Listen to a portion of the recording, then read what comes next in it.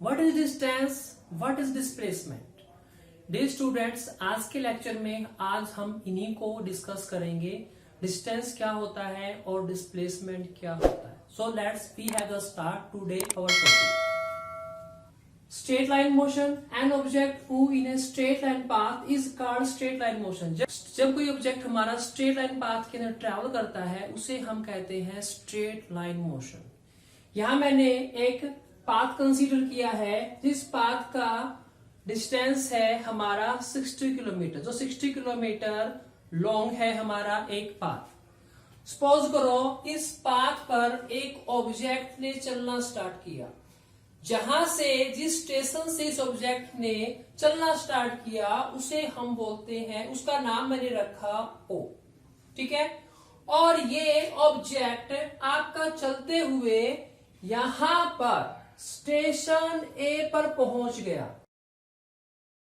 Object O से चलकर ए position पे पहुंच गया तो स्टेशन ओ से लेकर ए के बीच में इसने डिस्टेंस कितना कवर किया?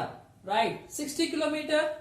Let's be right, distance cover O से ए। ओ से ए डिस्टेंस कितना कवर किया इसने? 60 किलोमीटर। उसके बाद ये ऑब्जेक्ट हमारा ओ पोजीशन से यहां स्टेशन बी पर पहुंचा। ओ से ए से चल के स्टेशन बी पर पहुंचा यहां पे।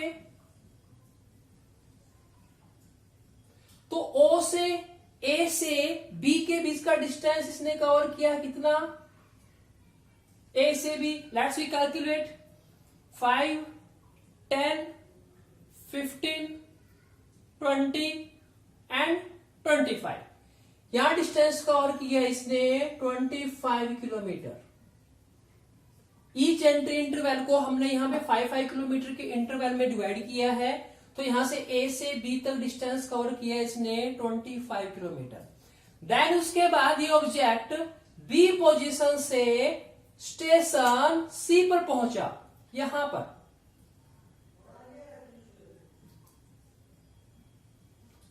जब ये ऑब्जेक्ट हमारा सी पोजीशन पहुंचा तो इसने डिस्टेंस कितना कवर किया? बी से लेकर सी तक 5 + 5 10। तो distance cover B to C 10 kilometer. तो ओ से ए के बीच का जो डिस्टेंस ट्रेवल किया वो हमारा 60 किलोमीटर। ए से बी का डिस्टेंस ट्रेवल किया 25 किलोमीटर। बी से सी के बीच का डिस्टेंस कवर किया इसने 10 किलोमीटर। लेट्स, अगर हम ये पूछे कि ये ऑब्जेक्ट जब ए पोजीशन से चला था और जब ये सी पोजीशन पे आ गया तो ये कितना डिस्टेंस इसने कवर किया, ये कितनी दूर चला। मतलब हमारा डिस्टेंस कवर ओ से लेकर ए प्लस ए से लेकर सी तक इसने कितना डिस्टेंस कवर किया? ओ से ए के बीच का डिस्टेंस कवर किया कितना? 60 किलोमीटर। देन ओ से लेकर सी के बीच का डिस्टेंस कितना कवर किया? 5, 10, 15, 20, 25, 30 एंड 35 प्लस 35। तो टोटल डिस्टेंस इसने कवर कितना किया? 95 किलोमीटर। तो जो 95 किलोमीटर जो डिस्टेंस इन्हें कवर किया, मतलब ये 95 किलोमीटर चला। तो ये 95 किलोमीटर इतनी दूर चला, इसे हम बोलते हैं डिस्टेंस।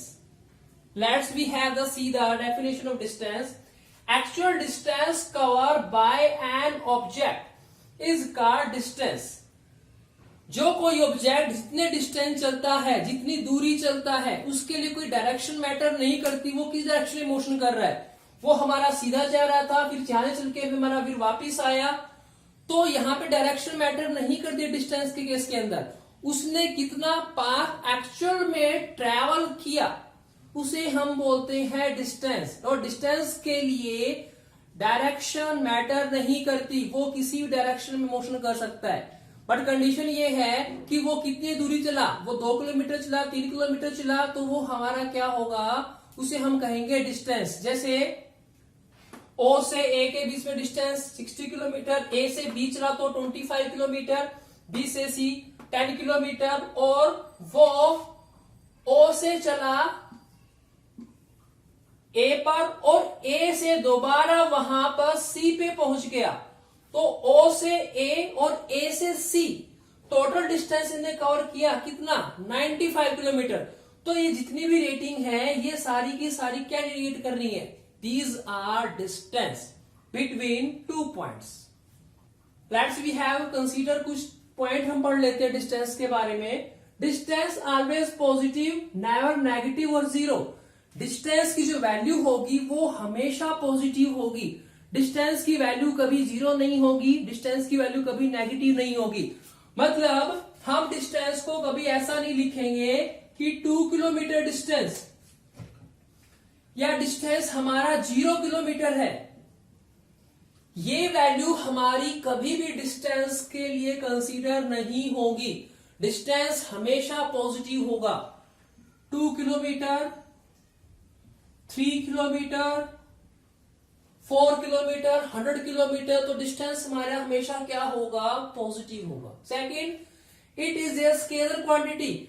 डिस्टेंस हमारा क्या होता है, एक स्केलर क्वांटिटी होती है। स्केलर क्वांटिटी कौन सी होती है, ऐसी क्वांटिटी जिन क्वांटिटीज के अंदर ओनली मैग्नीट्यूड होता है उसे हम बोलते हैं स्केलर क्वांटिटी। स्केलर क्वांटिटी और वेक्टर क्वांटिटीज के बारे में आप डिटेल में हायर क्लासेस में पढ़ोगे।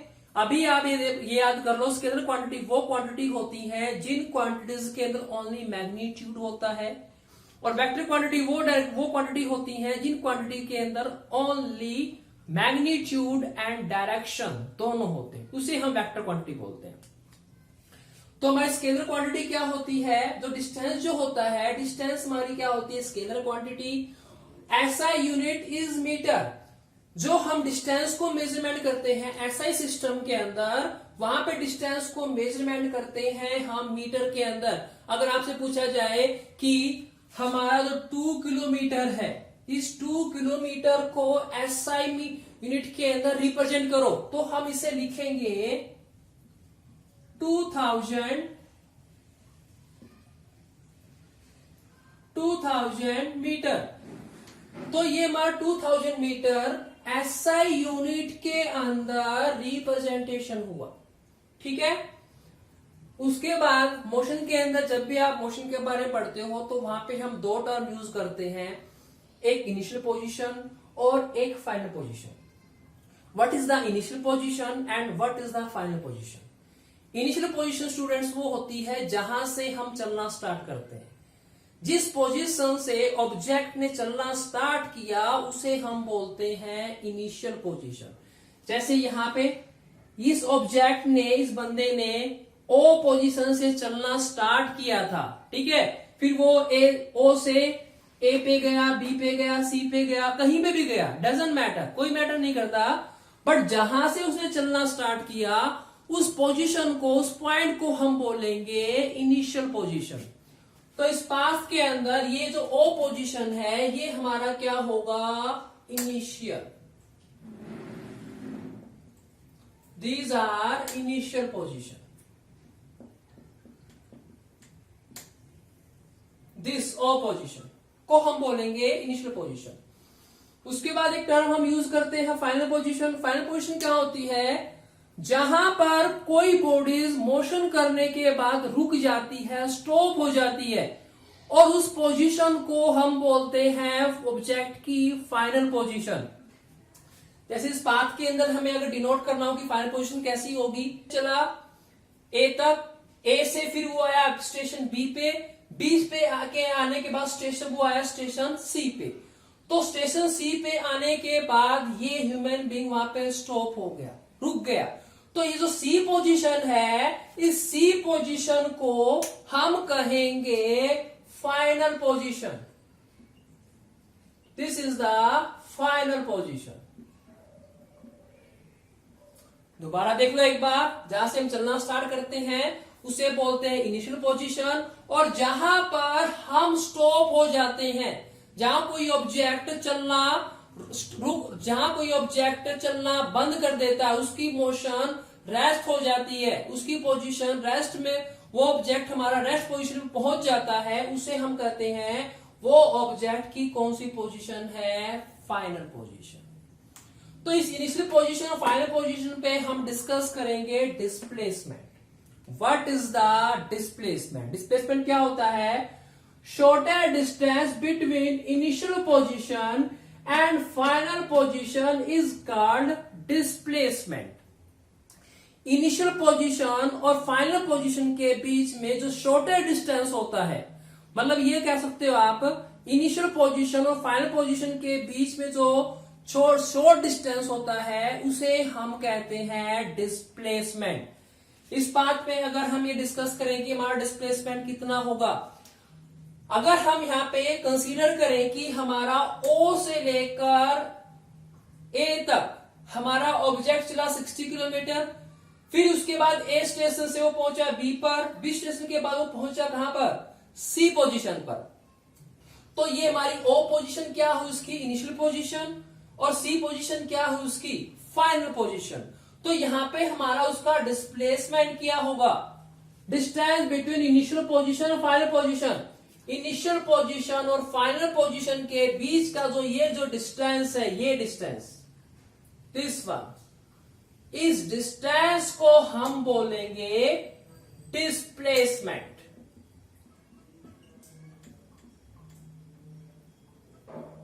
O से C के बीच का जो डिस्टेंस है, डिस्टेंस को हम बोलेंगे डिस्प्लेसमेंट, O टू C। और O टू C के बीच का जो डिस्टेंस है वो कितना है, 0 से 25। तो यहां पे डिस्प्लेसमेंट हमारा कितना हुआ, 25 किलोमीटर। 25 किलोमीटर इस ऑब्जेक्ट का क्या हुआ, डिस्प्लेसमेंट हुआ। ठीक है, देखो जहां पे जब हमने डिस्टेंस मेजरमेंट किया था O से लेकर C तक, O से लेकर C तक जब हमने डिस्टेंस मेजरमेंट किया था तो हमारा टोटल ट्रेवलिंग पाथ कितना आया था, 95 किलोमीटर आया था। वो स्टेशन O से चला था, A पे पहुंचा, स्टेशन A से स्टेशन B पे आया, स्टेशन B से स्टेशन C पे आया। तो इतना पाथ जब उसने ट्रेवल किया, जो फाइनल पोजीशन उसकी यहाँ पे C पे आई, तब उसका जो डिस्टेंस था वो डिस्टेंस कितना था, 95 किलोमीटर। और लेकिन सेम पोजीशन पे, सेम C पोजीशन पे जब हम पूछते हैं उसका डिस्प्लेसमेंट कितना होगा, तो वो वहां पे हमारा डिस्प्लेसमेंट कितना आया, हमारा 25 किलोमीटर।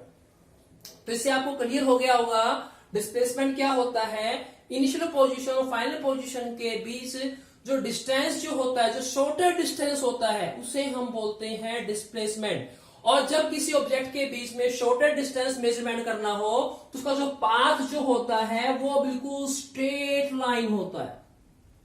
स्ट्रेट लाइन हमारा शॉर्टर डिस्टेंस होता है। सपोज करो एक ऑब्जेक्ट हमारा इस A पोजीशन से चला और वो चलते हुए यहां पे B पोजीशन पे आ गया। A पोजीशन से B पोजीशन पे आने के लिए वो कितने स्टेप चला, सपोज करो वो 10 किलोमीटर चला।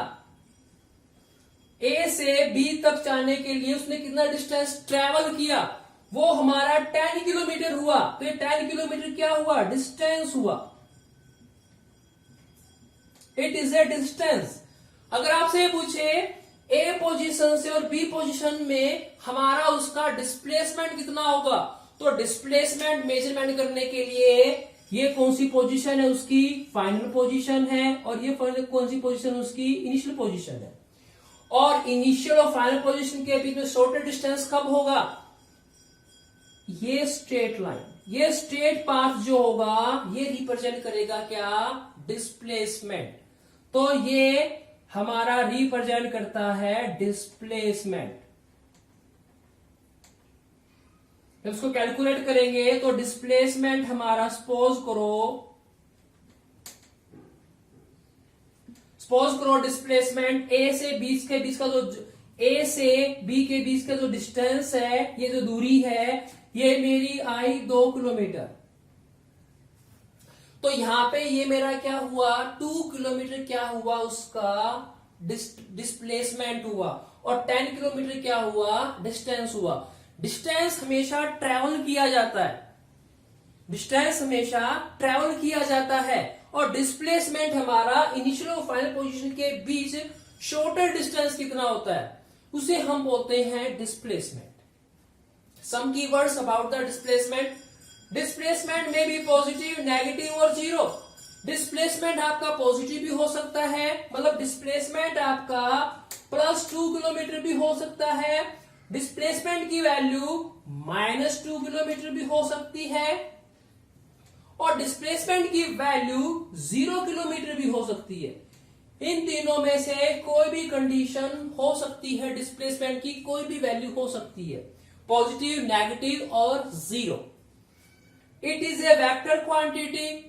डिस्प्लेसमेंट क्या होता है हमारा? वेक्टर क्वांटिटी होता है। डिस्टेंस क्या होता है हमारा? स्केलर क्वांटिटी होता है, क्योंकि डिस्प्लेसमेंट के अंदर डायरेक्शन मैटर करती है। SI unit is a meter. Distance और डिस्प्लेसमेंट की दोनों की हमारी जो मेजरिंग यूनिट होती है वो हमारी क्या होती है? मीटर। देखो, डिस्प्लेसमेंट हमारा जीरो कब होगा? जब कोई ऑब्जेक्ट इनिशियल जहां से चला है और वहीं पर वापिस आ जाए। हमारा डिस्प्लेसमेंट की वैल्यू जीरो कब होगी? जब कोई ऑब्जेक्ट जहां से चला है और वापिस वहीं पर आ जाता है। आप घर से स्कूल में गए और स्कूल से वापस घर में गए, घर चले गए, तो यहां पे आपका डिस्प्लेसमेंट कितना होगा? जीरो। आप घर से मंदिर गए और मंदिर से आप दोबारा घर गए, डिस्प्लेसमेंट कितना होगा? जीरो। जैसे ये ऑब्जेक्ट हमारा स्टेशन O से चला, A पर पहुंचा, A से वो स्टेशन B पे आया, B से स्टेशन C पे आया और C स्टेशन पर जब ये ऑब्जेक्ट दोबारा हमारा इस O पोजीशन पे आ जाएगा, इस स्टेशन, तो यहां पर डिस्प्लेसमेंट हमारा कितना होगा? जीरो होगा। ठीक है। सपोज करो जैसे मेरा एक ये सर्कल पाथ है, किसी ऑब्जेक्ट ने यहां से चलना स्टार्ट किया और चलते हुए वो यहां पहुंचा, यहां पहुंचा, यहां पहुंचा, यहां पहुंचा, दोबारा फिर यहां पे पहुंच गया, उसने पूरा एक चक्कर लगा लिया, तो यहां पे डिस्प्लेसमेंट कितना होगा? जीरो।